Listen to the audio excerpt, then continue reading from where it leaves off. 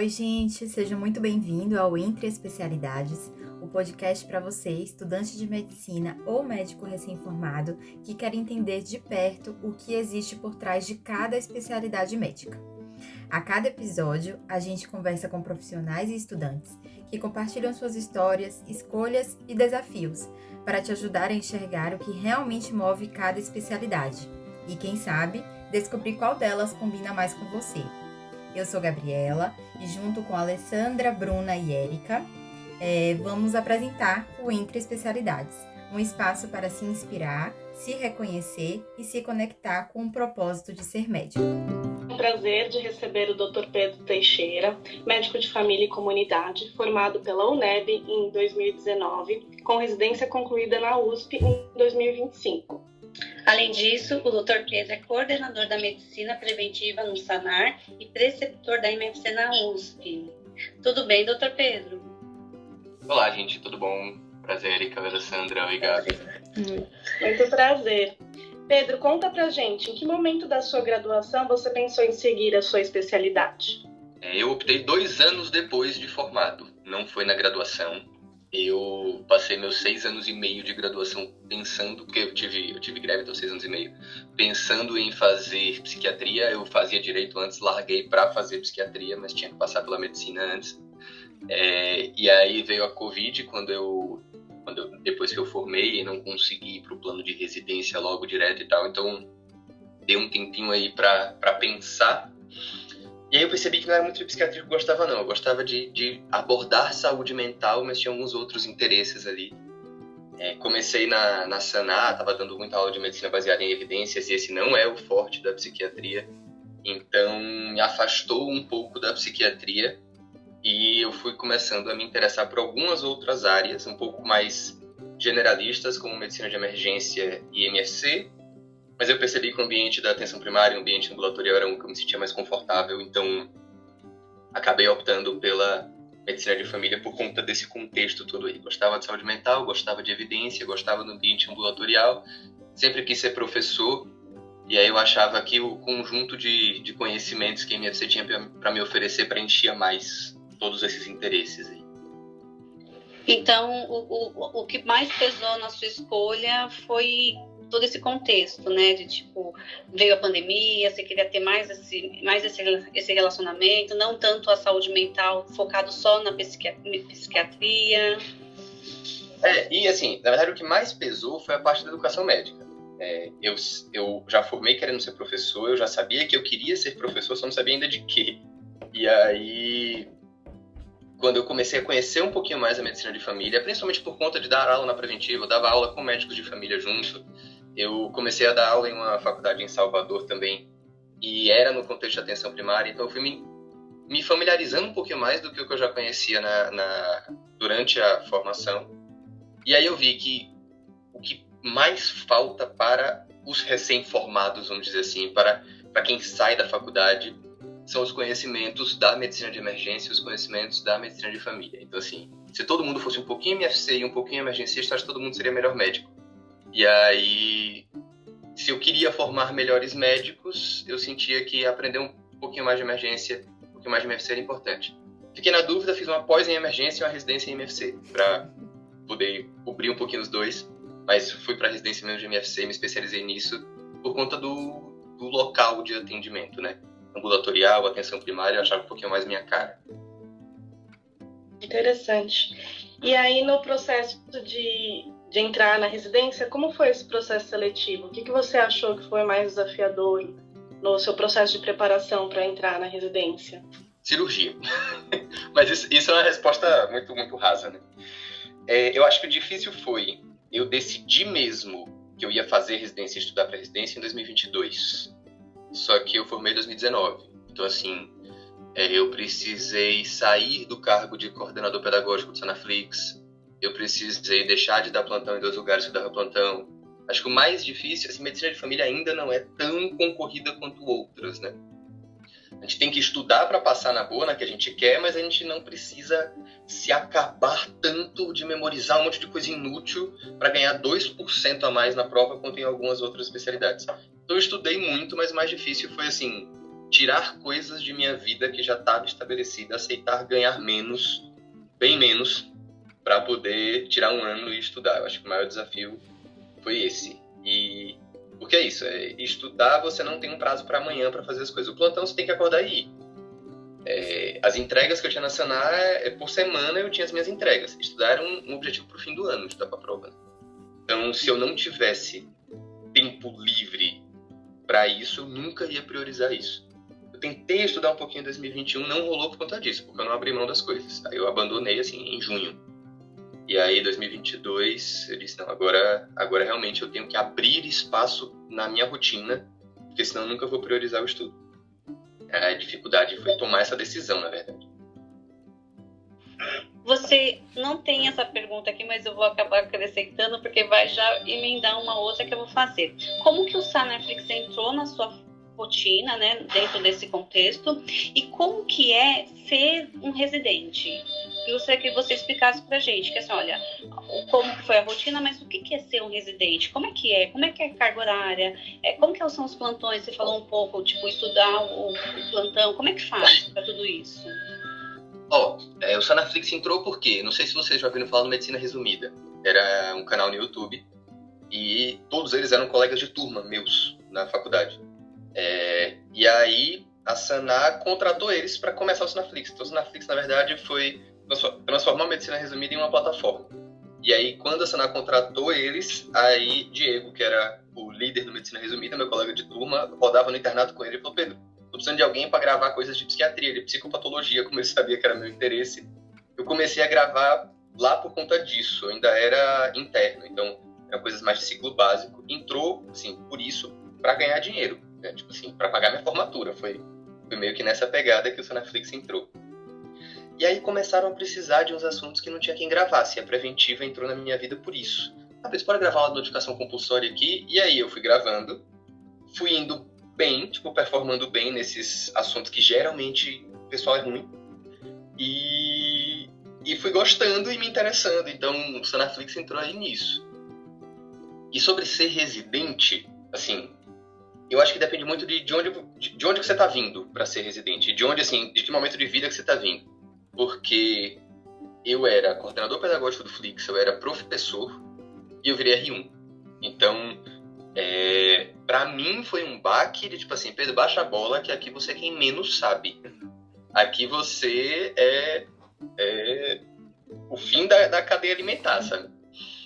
Então, demorou um tempo pra isso. Eu tomei umas porradas assim no ego quando eu virei R1, porque eu precisava baixar minha bola para poder me assumir R1.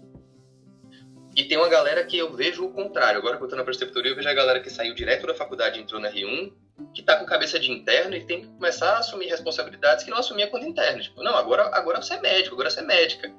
Então, chacoalha aí um pouquinho, vira adulto na profissão, porque agora você não é mais estudante. Então, eu sinto que de onde quer que você venha tem um baque. Ou um baque para você se colocar no lugar, porque você já estava achando que você era alguém na medicina, ou um baque porque agora você é alguém e você tem que se comportar dessa forma. Eu acho que a diferença é um pouquinho essa. Agora, depende muito também de para que residência você vai, né? Porque eu fui para uma residência muito acolhedora, que protege muito o residente, que não bota a gente para trabalhar 90 horas por semana, o que é ilegal, que não bota a gente para ficar fazendo só papel, que não bota a gente para ser humilhado. Eu não baixaria tanto minha bola assim para ser, sei lá, eu vou falar de outro, para ser um R1 de neurocirurgia. Não ia rolar. Para ser um R1 de cirurgia geral, na maioria dos lugares. Eu não ia aceitar o que botam R1s para passarem em muitas das residências que existem por aí. Então depende de onde você veio e para onde você está indo, né? Depende de em que ponto da sua vida profissional você estava para entrar no R1. Não só profissional, pessoal também, né? Eu entrei no R1, eu era mais velho do que minhas duas tutoras do posto de saúde. Duas médicas maravilhosas foram exemplos para mim, mas as duas eram mais novas do que eu. Então, assim, tem uma questão também de maturidade de tudo. Então, de onde você veio na vida pessoal e de onde você veio na vida profissional e onde você está se metendo no R1. Então, não dá para dizer o que é ser residente, não. Quem é você, onde você está e que residência que você quer. Perfeito. Muito interessante. E além desse desafio da questão do ego, você falou que teve um desafio financeiro também, porque teve que parar de fazer os plantões, mas você sentiu que foi desafiador em outro lugar, emocional ou até acadêmico? Ou foi mais essas duas questões? Financeiro, ainda bem que eu não senti tanto, porque eu continuo na Sanai. E tem muita interposição do que eu faço na Sanai e o que eu fazia na MSC, né? Então, muito melhor do que fazer plantão, me salvou, me manteve em São Paulo durante os 2 anos da residência. Então, ainda bem que existia isso na minha vida quando eu era residente. Foi mais fácil para mim essa questão. Parte emocional, para mim, não é muito da residência, de ser residente. Foi mais da medicina de família. Porque são... Uma coisa, por exemplo, eu focava muito em questão biomédica porque a gente aprende medicina centrada na doença, né? O que a gente aprende na formação. E você começa a aprender uma medicina mais centrada na pessoa, a avaliar contexto, a avaliar outras coisas da pessoa, você começa a entrar muito em questões relacionais e isso tem um peso diferente na gente. Então você acessa a história das pessoas, a vida das pessoas. E aí eu acho que eu me tornei uma pessoa mais revoltada com tudo. Com tudo que eu vejo ao redor, sabe? Tinha, sei lá, comentários que amigos faziam sobre, sei lá, vida, dinheiro, trabalho, um monte de coisa que eu já achava meio nada a ver, mas dava pra conviver. Eu já fico tipo, não, cala a boca, pelo amor de Deus. Então acho que foi mais uma questão social, de visão de vida e de mundo, que isso acaba mexendo no emocional. Acho que isso é muito mais específico da medicina de família do que necessariamente de ser residente. Mas para mim isso é um reflexo de crescimento, de amadurecimento. Não é tipo, burnoutei, foi isso. Fiquei menos tolerante com algumas coisas que estavam ao meu redor e que nem sempre eu enxergava tanto. Legal. E diz para nós, doutor, como que foi ser R1, mudar para R2 e aí terminar, no caso, a residência e ir para o mercado de trabalho? Já, sei lá, não sei se você atuou na UBS e tudo mais, mas como foi todo esse caminho? Porque a gente, como estudante, pensa, né? Nossa, onde a gente vai trabalhar depois que se formar e depois que ainda fazer a residência, né? Como que vai ser isso? Por exemplo, lá na USP a gente faz R1 e R2 na mesma UBS o tempo inteiro, tá? Então, assim, R1 pra mim tipo, vou ter que reaprender a ser médico aqui, porque eu não achava que era tão diferente ser um médico de família do que era ser um generalista. Eu achava que eu ia aprender umas coisinhas a mais ali, um pouquinho de abordagem familiar e pronto, seria MFC. Mas assim, eu destruí o que eu era como médico para construir uma coisa nova. E eu não sabia que era tão diferente do que o que eu era. Eu me achava um médico maravilhoso.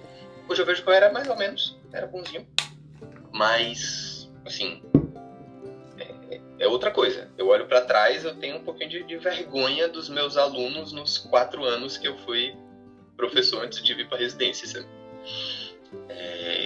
Mas, assim, é isso. Então, R1 foi isso, foi destruir tudo e construir uma nova persona profissional ali. E R2, a ideia é se tornar médico de equipe, né? Você já começa a baixar o seu tempo de consulta para 30 minutos, 20 minutos, você já começa a ter responsabilidades como médico de equipe.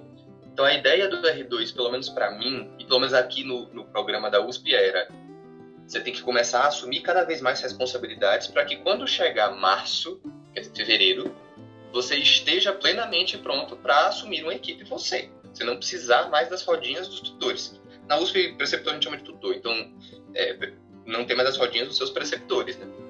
Então eu achei que foi legal isso, tipo, eu via que iam me dando mais responsabilidades, sempre que me davam mais responsabilidades as coisas dificultavam.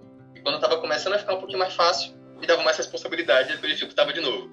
E aí demorou um tempinho para eu entender que não era que eu estava dando passos para trás, é que estavam botando mais areia no caminhão ali e eu tinha que mostrar que eu conseguia carregar aquilo.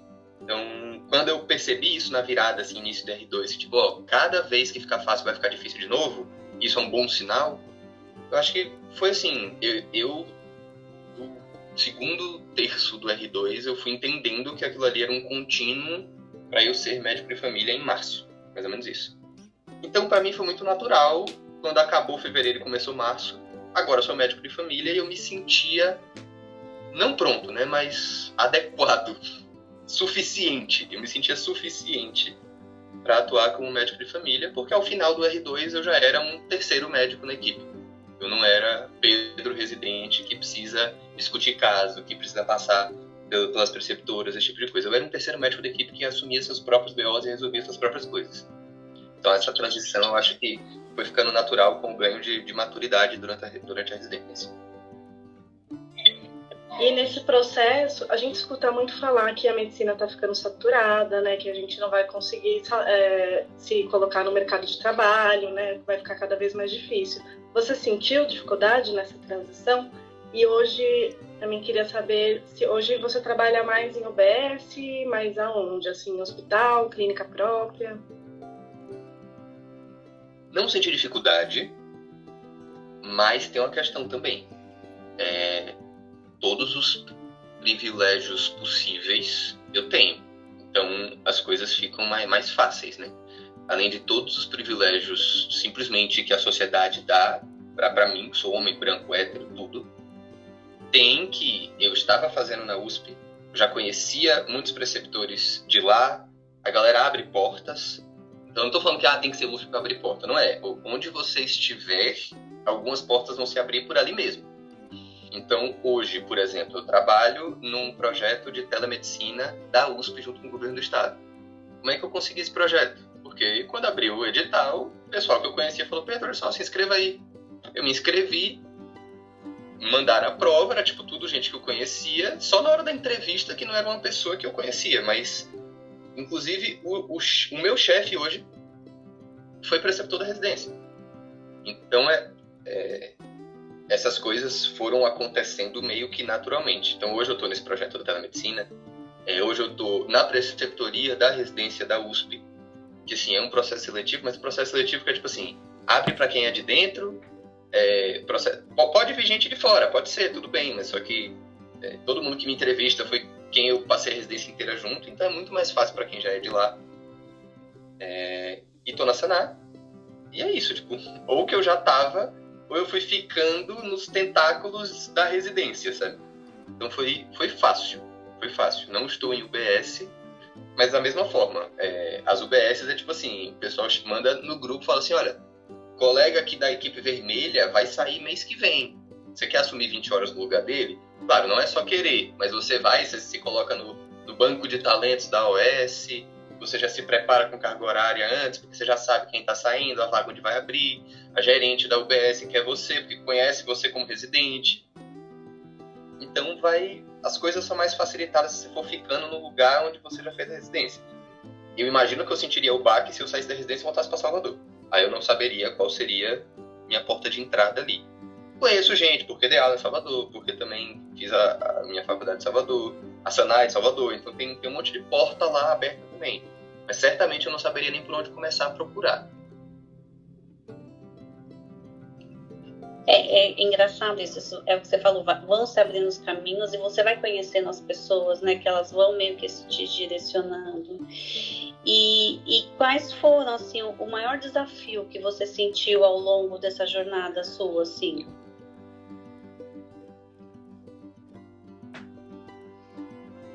Não teve desafio? Não, porque eu penso, tipo, vários desafios pequenininhos que eu acho que são mais pessoais. Um desafio específico meu da medicina de família é o seguinte: eu sou meio revoltado com a medicina como um todo.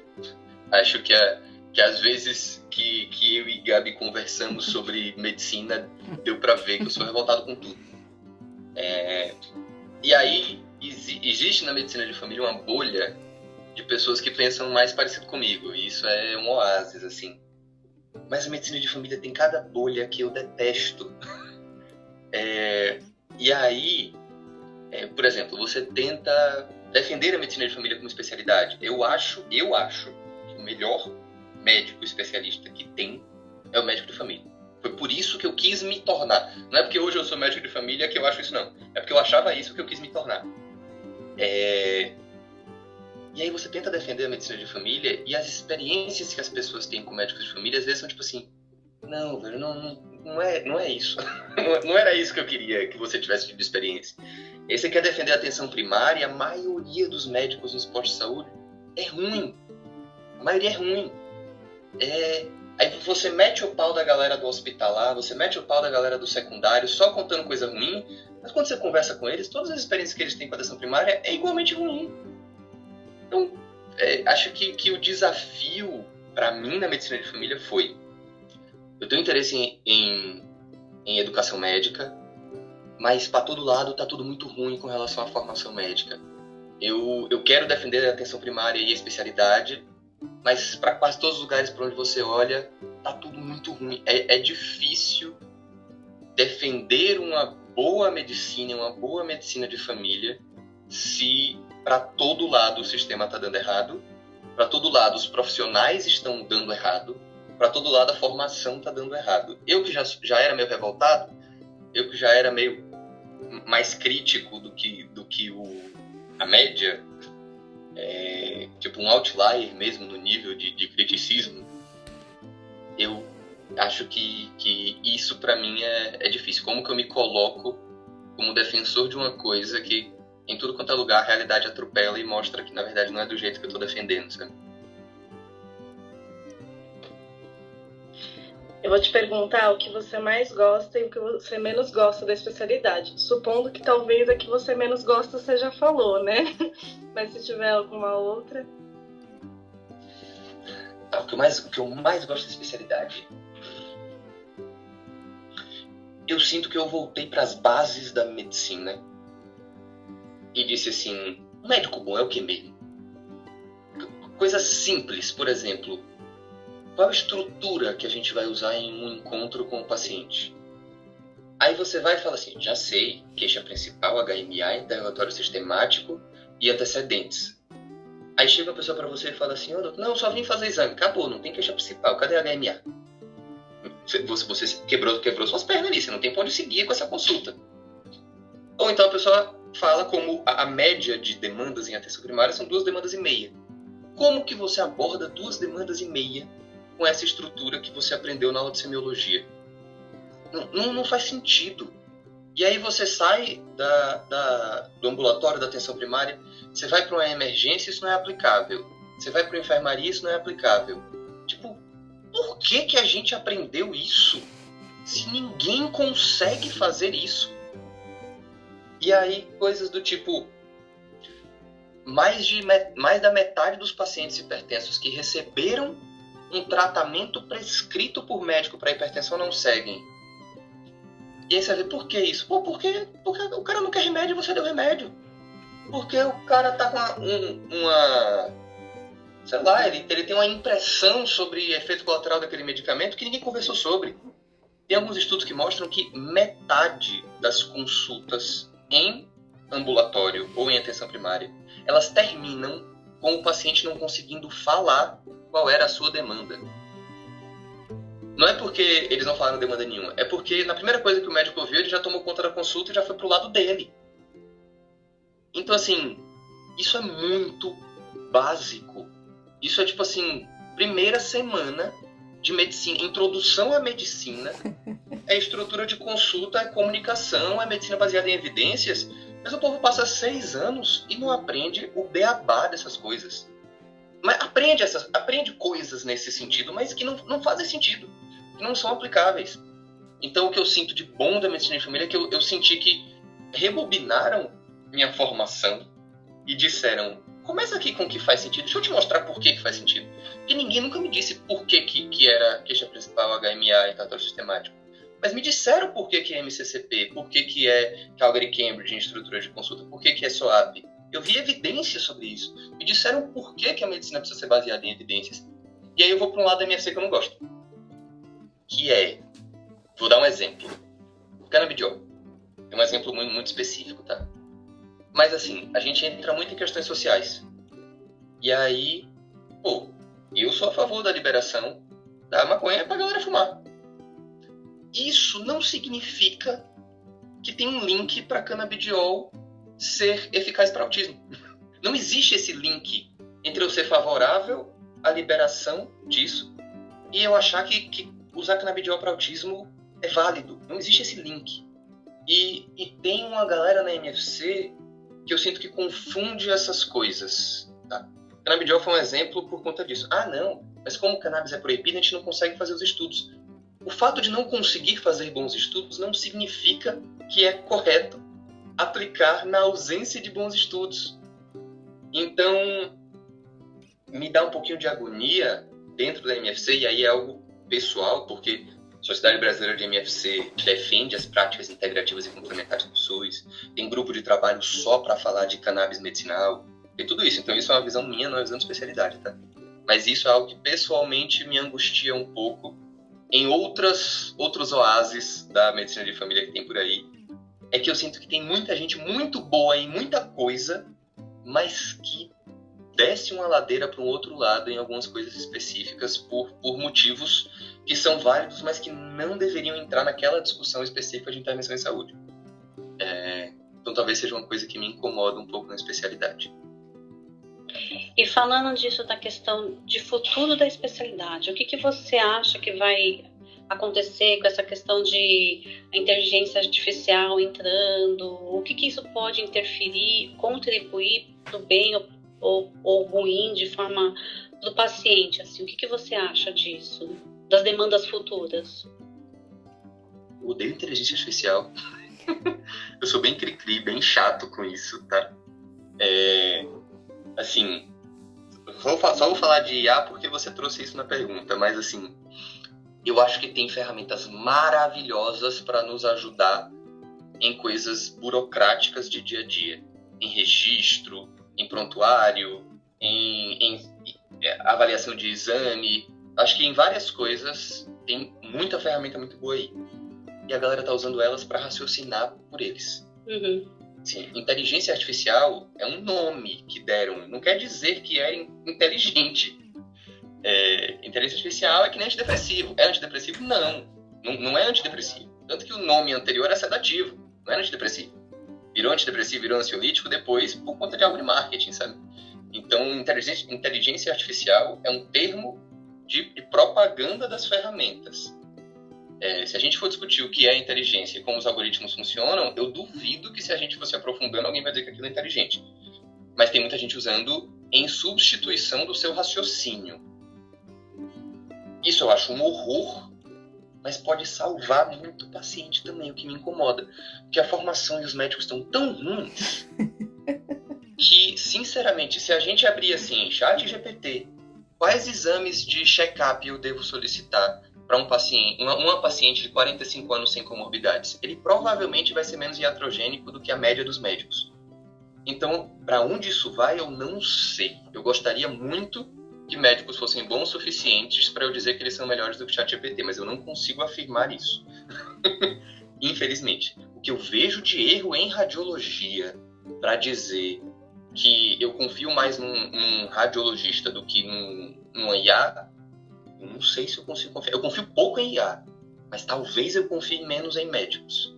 E isso é mais um problema da medicina e da formação do que uma solução da IA. Não quero falar bem de IA, não, tá? Eu sou crítico e não gosto. Mas sobre o futuro, assim, da especialidade, né, que estava aí meio que na pergunta também, não faço a menor ideia de para onde vai. Porque eu sinto que a gente é bom para o paciente, mas a gente é ruim para tanta gente. Vou dar um exemplo. Aqui em São Paulo, os laboratórios eles são terceirizados. Pedir exame desnecessário expõe o paciente à iatrogenia, a falsos positivos, a diagnósticos errados. Mas dá lucro para esses laboratórios. Então, assim, médico de família é ótimo para o sistema. Para que sistema? Nosso sistema ele já deixou de ser público de verdade há muito tempo. Então, quem está na UBS aqui em São Paulo não é concursado funcionário público, não.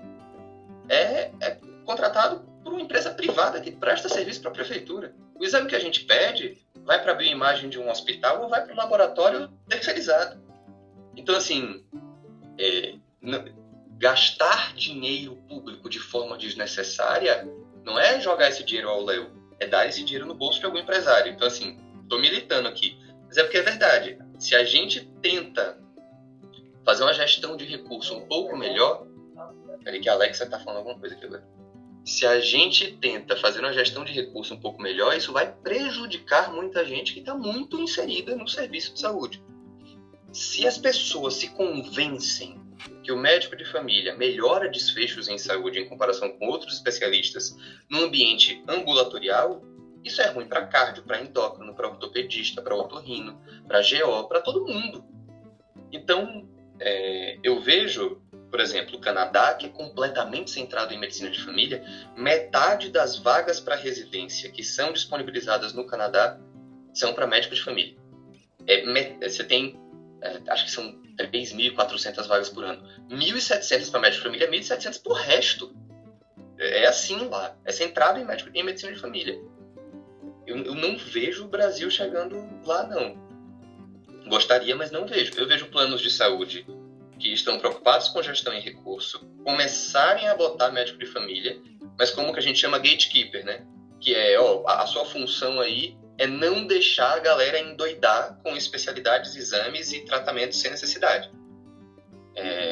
Não é necessariamente o que a gente é muito treinado para fazer, mas sendo inserido na função de gatekeeper, você consegue virar um coordenador de cuidado.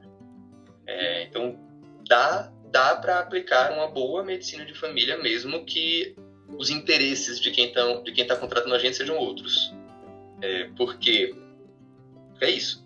Mas se a gente for ver sistemas, se a gente for ver medicina, se a gente for ver outras especialidades, existem muitos interesses conflitantes com o que a gente tem a oferecer. Então, o futuro da especialidade eu não sei. O que eu sei é que a gente tem 15 mil médicos de família e mais de 60 mil equipes só no SUS. Então, assim, ter mais médicos de família seria muito bom para preencher esses espaços. Mas por que eu vou virar médico de família se a maioria dos lugares paga o mesmo para o recém-formado que para o médico de família? Mas o plano de saúde está pagando mais. Então, assim, não sei para onde vai, não. A gente começou a ter concursos de AGSUS agora, com plano de carreira, pagando mais para médico de família do que paga para recém-formado. Mas talvez venha novos grupos políticos e simplesmente acabe com isso. A gente não pode ficar muito dependendo de boa vontade de gestor público. Mas ainda bem que não depende, tá? A gente tem hoje onde o médico de família tem para trabalhar não depende única e exclusivamente de SUS, não é só UBS. Tem muita gente abrindo um consultório particular. Tem plano de saúde específico, exclusivo com médico de família. Tem muito plano de saúde contratando médico de família para ser gatekeeper. E aí a gente pode fazer aquela coordenação de cuidado. Faculdade, a rodo. Vai ter um momento que metade dos médicos do Brasil vai ter que estar dando aula em algum lugar, porque senão não vai ter professor. E, assim, as diretrizes curriculares dizem que assim, 1/5, 1/4 da sua formação precisa ser na atenção primária, então vai ter que ter gente especializada nisso para ajudar. Não vai ter o que fazer. Vai ter o que fazer. Legal. E me fala uma coisa, se alguém quiser, que está escutando a gente, se tornar um médico de família, o que você sugere de começar a fazer desde a faculdade? Por onde começar a trilhar essa trajetória? Desde a faculdade tem algum médico de família. Eu acho meio que pergunta lá dentro para algum médico de família. Uma coisa que acontece com medicina de família é que todo mundo acha que sabe o suficiente de medicina de família para poder opinar. Isso acontece com todas as especialidades generalistas, tá? Todo mundo acha que pode falar sobre medicina de família, sobre emergencista, sobre clínico, sobre geriatra, sobre pediatra, todo mundo acha que pode falar sobre isso. E aí vai dando uns conselhos pra galera que é meio que nada a ver. Nossa, quer ser emergencista, quer viver de plantão, Não, irmão, emergencista não vive de plantão, não. Quem vive de plantão é o plantonista que está sendo chefiado pelo emergencista, na escala, na sala de emergência, o funcionário do emergencista é o plantonista, sabe? Então muita gente fala as coisas erradas sobre a medicina de família. Se você quer algum tipo de direcionamento, procura aquele ou aquela de família que tem na sua faculdade. E é isso, assim, você precisa entender que se você quer seguir medicina de família, provavelmente você vai seguir na contramão do que toda a sua faculdade está fazendo. São poucas as faculdades que realmente colocam você de frente com medicina de família, que realmente ajudam e dão estrutura para que você aprenda registros, estruturas de consulta médico-clínico centrado na pessoa, para que você esteja inserido na atenção primária e não seja, sei lá, um sanitarista falando sobre lei do SUS e a galera acha que isso é atenção primária, sabe? Então são poucas as faculdades que realmente valorizam isso. Acho que agora com as novas diretrizes curriculares isso vai mudar um pouco, porque as faculdades vão ser forçadas a isso. ENAMED está vindo aí, e agora a MFC é uma grande área dentro do ENAMED, para além de saúde coletiva. Isso vai entrar na avaliação das faculdades também. Então eu acho que vai ter mais espaço para vocês se desenvolverem dentro da medicina de família nas faculdades. Mas é isso, como eu não sei o que cada faculdade está fazendo, eu acho que o melhor é procurar alguém da área que já esteja lá para poder orientar um pouco melhor. Porque senão vocês vão ser orientados por gente que não sabe o que é medicina de família. Bacana. Bom, muito obrigada, Pedro. A gente vai encerrar, então, agora o nosso episódio entre especialidades. E eu quero, doutor Pedro, agradecer muito, muito obrigada por compartilhar a sua experiência, a sua rotina, a sua trajetória, inclusive a sua visão, que é tão inspiradora. Que é tão inspiradora para nós no papel de médico de família, de saúde coletiva e no cuidado contínuo, assim, essas suas visões abrem a mente, principalmente a minha que eu escutei agora, tipo, já estou pensando em algumas coisas, já estou ampliando a minha visão. Muito obrigada por essa participação aqui conosco. E para você que nos ouviu até aqui, espero que tenha gostado tanto quanto a gente, aprendi tanto quanto a gente também. E até o próximo episódio. Até mais, obrigada. Tchau, tchau. Até mais, tchau, tchau. Obrigada. Obrigado, gente.